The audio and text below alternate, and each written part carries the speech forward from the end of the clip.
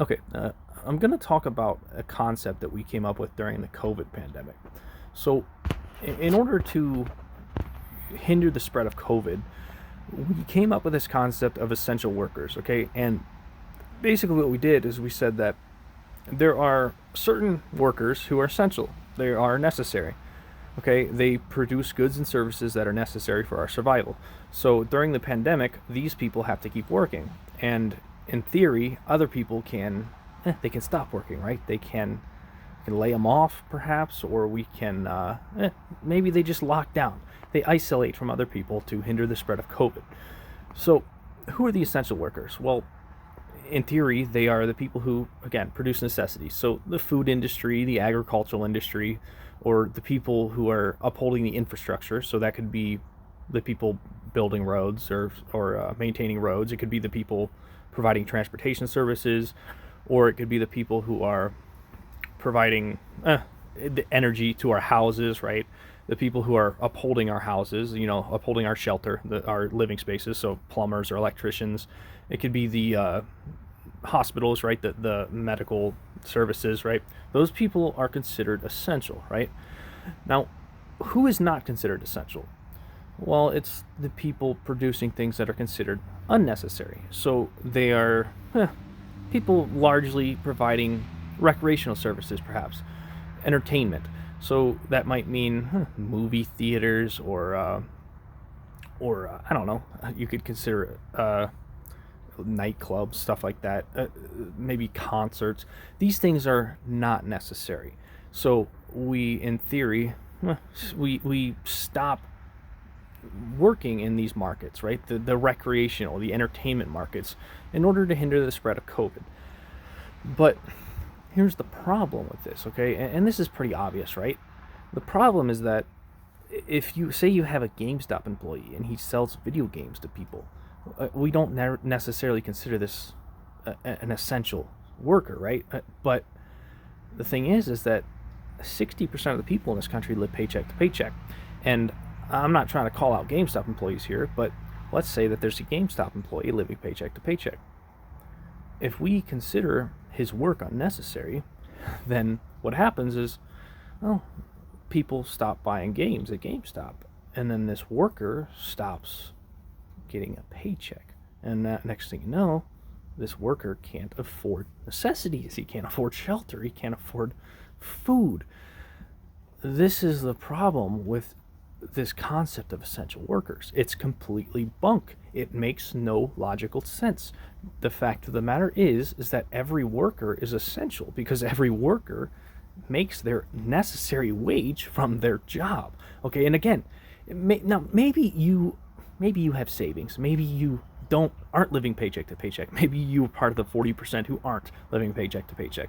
But again, 60% of us are. So you just threw half of the economy, or not, maybe not half, but over half potentially, but perhaps some of those people are working and they're essential workers, so they're still working.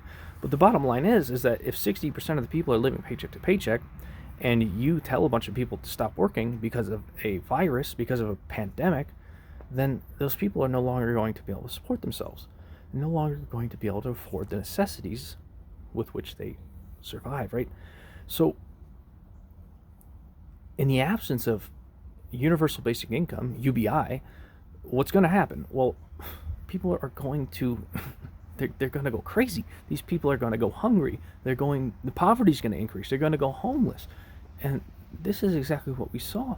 Okay, the wealth inequality increased drastically in response to the COVID pandemic. And the government gave us a couple tiny stimulus checks that might have covered 2 months' rent at best.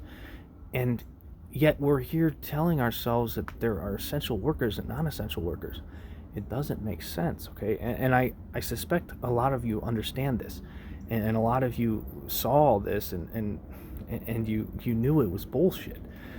The point, again, is that everyone who makes a living providing, no matter what good or service it is, if their living depends on this providing that good or service to people, they are essential.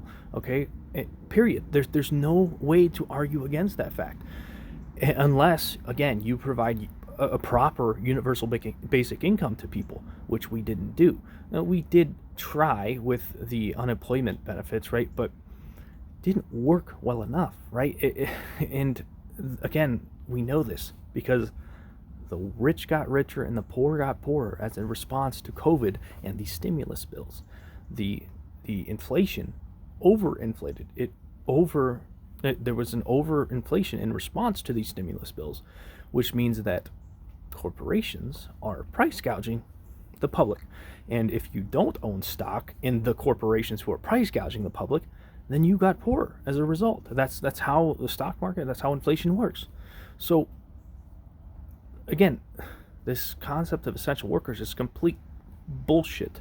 And you have to look at the people who are pushing this idea, and you have to call them out on it, and you have to make them pay for what they did.